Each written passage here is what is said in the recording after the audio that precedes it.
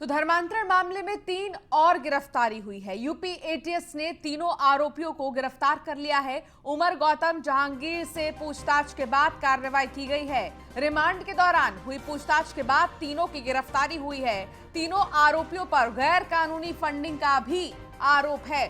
तो 3 और गिरफ्तारी हुई है धर्मांतरण मामले में और लगातार अभी पूछताछ भी जारी है उमर गौतम से और जहांगीर से भी।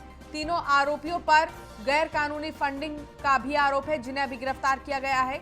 धर्मांतरण मामले में 3 और गिरफ्तारी हुई है। यूपी एटीएस ने तीनों आरोपी को गिरफ्तार किया है।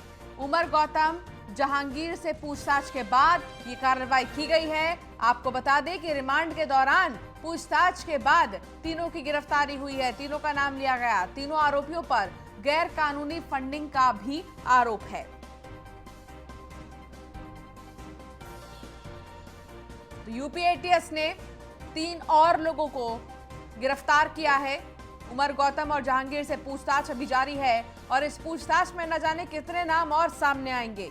फिलहाल 3 लोगों को और गिरफ्तार किया गया है और इनसे भी पूछताछ की जाएगी और इनसे भी जाना जाएगा कि आखिर कहां-कहां पर इनके तार जुड़े हुए हैं।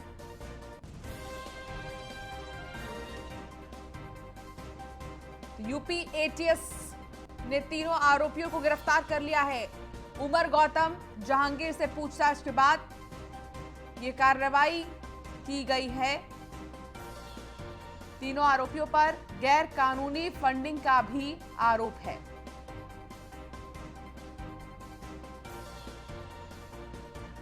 धर्मांतरण मामले में 3 और आरोपियों को गिरफ्तार किया गया है। उमर गौतम जहांगीर से पूछताछ चल रही है। आपको बता दें कि धर्मांतरण मामले में इन दोनों को एटीएस ने पहले ही गिरफ्तार कर लिया था और लगातार ये जानकारी मिली है कि 1000 से ज़्यादा ऐसे लोग हैं जिनका धन परिवर्तन किया गया है। उसके बाद से ही एटीएस एक्टिव है और भी पूछताछ कर रही है। 3 लोगों को और गिरफ्तार किया गया है। अब इनसे भी पूछताछ की जाएगी। तमाम दस्तावेज भी खंगाले जाएंगे। ये कहाँ रहते थे, किसके साथ रहते थे, इनका परिवार कहाँ का रहने वाला है और कब से ये लोग इस काम में लिप्त हैं। इन तमाम चीज़ों को तमाम एंगल से इस पूरे मामले को एक बार फिर से खंगाला जाएगा, जांच पड़ताल की जाएगी इस पूरे मामले पर।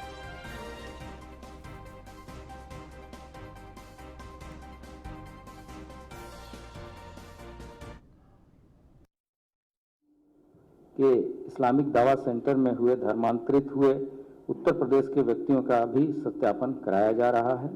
इस हेतु प्रदेश के 32 जनपदों, जिसमें प्रयागराज, बिजनौर, बुलंदशहर, कानपुर, मेरठ, मथुरा आदि शामिल है, के पुलिस अधीक्षकों को पत्र भेजकर अग्रिम कार्रवाई की जा रही है और जो तथ्य प्राप्त होंगे उसमें आगे की पूछताछ पुलिस कस्टडी रिमांड के दौरान की जाएगी। इसके अतिरिक्त लखनऊ, अलीगढ़, नोएडा, गाजियाबाद, सहारनपुर, वाराणसी, आजमगढ़ व आगरा में एटीएस के द्वारा स्वयं भी सत्यापन किया जा रहा है। 27 जनपदों के पुलिस अधीक्षकों को चिट्ठी लिखी गई है और कुछ जगहों पे एटीएस के द्वारा स्वयं सत्यापन कराया जा रहा है। ये भी तथ्य प्रकाश में आया है कि अभियुक्त उमर गौतम के द्वारा अपने तथा अपने परिवार के व्यक्तिगत बैंक खातों का प्रयोग विदेशों से धन लेने के लिए किया गया है, जो कि फॉरेन करेंसी रेगुलेशन एक्ट 2010 के प्राविधानों का स्पष्ट उल्लंघन है।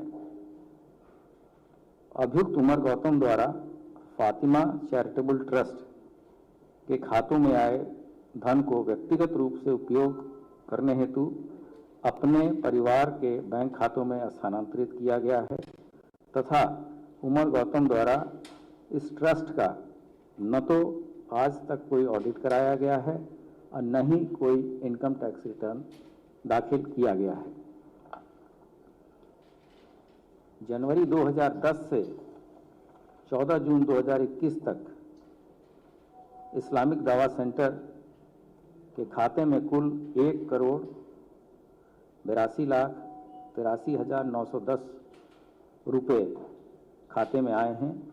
इसमें से ज़्यादातर जमा की गई धनराशि कैश, चेक व विदेश से जमा किए गए हैं। भारी मात्रा में कैश डिपॉजिट और कैश विड्रॉल किया गया है और इन ट्रांजैक्शंस का हवाला नेटवर्क से भी संबंध होना विवेचना के दौरान प्रकाश में आया है।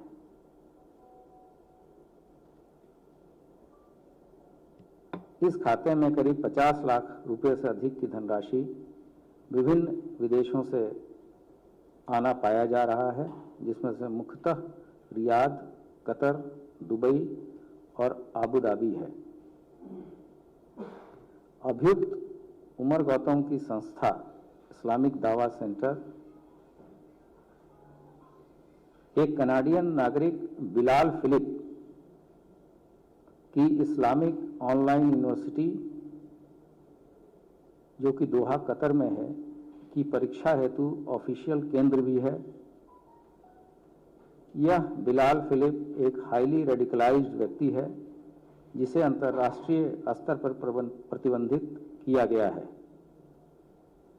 बिलाल फिलिप को आतंकवादी गतिविधियों को उत्प्रेरित करने के आरोप में 2014 में फिलीपींस में गिरफ्तार भी किया गया था। उमर गौतम वर्ष 2002 से 2010 तक मरकज उल मारिफ, जो कि आसाम की एक एनजीओ है, के साथ भी उमर गौतम जुड़कर कार्य किया है और यह एनजीओ असम में रह रहे बांग्लादेशी एवं अन्य लोगों के लिए कार्य करता है। 2020 में उक्त संस्था मरकज उल मारिफ के विरुद्ध आसाम के विभिन्न जनपदों में फेमा, फेरा और फॉरेन करेंसी रेगुलेशन वायलेशन के तथा टेरर फंडिंग के क्रम में भी अभियोग दर्ज है। ये अभियोग असम के जिला हुजाई तथा दिसपुर थाने में दर्ज किए गए हैं। उक्त संस्था के व्यक्तियों से उमर गौतम के नज़दीक संबंध है तथा इस संस्था के व्यक्तियों के निजी खातों से तथा संस्था के खातों से भी उमर के खातों में धन का आदान प्रदान पाया गया है। 2010 से उमर गौतम द्वारा स्वयं इस्लामिक दावा सेंटर को स्थापित कर उसका संचालन किया जा रहा है। जो पूछताछ या इंफॉर्मेशन हम लोगों ने शेयर की थी, उस संबंध में जनपद फतेहपुर में भी 26/6 को थाना खरेरू में एक अभियोग धर्म परिवर्तन से संबंधित दाखिल किया गया है और इस संबंध में अभियुक्त विजय शंकर को भी गिरफ्तार किया गया है।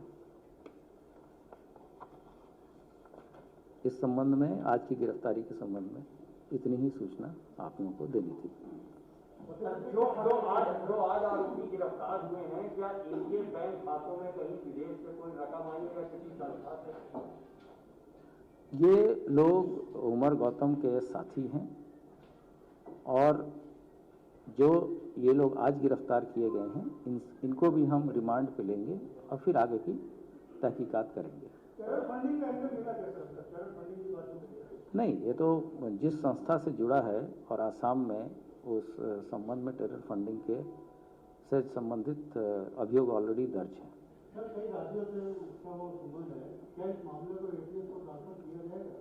किसको?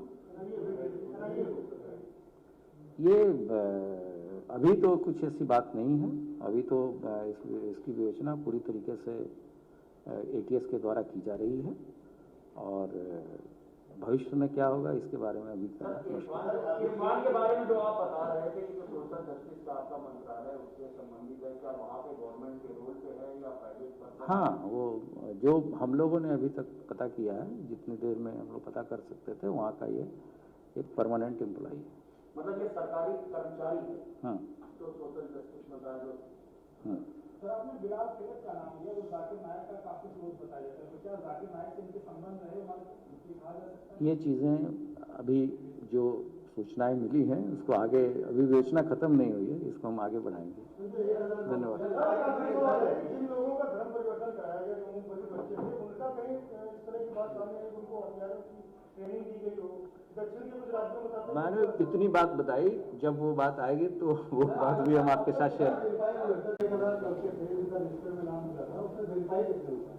करेंगे। काफी लोग वेरीफाई हो रहा है। मैंने आपको बताया ना कि हम लोगों ने 32 जनपदों को और करीब 7 या 8 जनपद में एटीएस खुद सभी चीजों का। तो यूपी एटीएस ने 3 और आरोपियों की गिरफ्तारी की है। उमर गौतम जहांगीर से पूछताछ के बाद यह कार्रवाई हुई है। ADG law and order Prashant Kumar ने प्रेस कॉन्फ्रेंस की और जानकारी दी।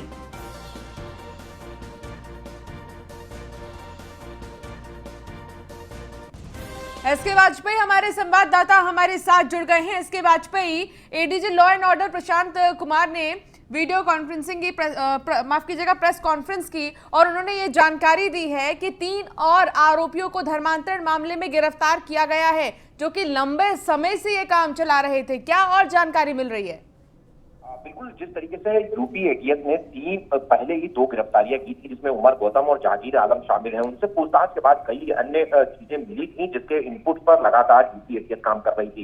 यूपी एटीएस ने उत्तर प्रदेश के विभिन्न जिलों, जिसमें अगर हम बात करें तो नोएडा, अलीगढ़, गाजियाबाद, बनारस, सहारनपुर जैसे इलाकों से जो इनपुट्स मिले थे उनका लगातार सत्यापन कराया जा रहा है। उसके अलावा बिहार के मुजफ्फरनगर में भी जाकर पूछताछ की है। जो चीजें मिली उसके बाद 3 और लोगों को गिरफ्तार किया गया है।